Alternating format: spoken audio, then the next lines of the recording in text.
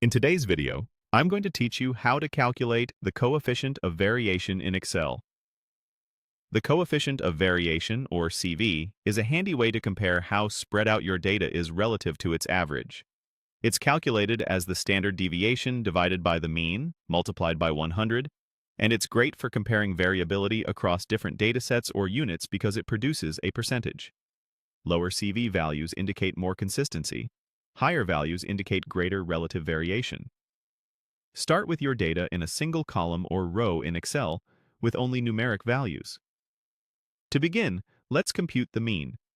Click an empty cell where you want the average to appear. Type the formula average and then select the full range of your data. You'll see Excel build something like average, A2, A101, depending on where your numbers are. This gives you the central value your data clusters around. Next, compute the standard deviation, which measures how much the values typically differ from that average. In another empty cell, type HRSTDEV and select the same data range.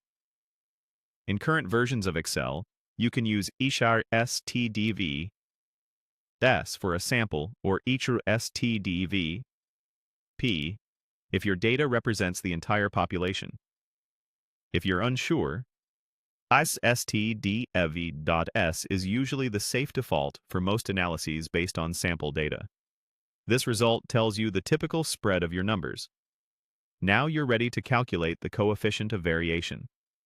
In a new cell, write a simple formula that divides the standard deviation by the mean and multiplies the result by 100. For example, if your standard deviation is in B2 and your mean is in B1, you would type equals B2, B1, 100. Parentheses aren't required here, but you can add them if you prefer clarity, like each is B2, B1. 100.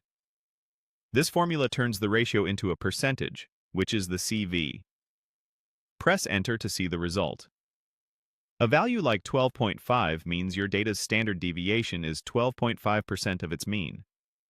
That makes it easy to compare variability across different datasets, even when their scales are very different. If you encounter errors, a #div0 message usually means the mean is 0, and the CV isn't defined in that case.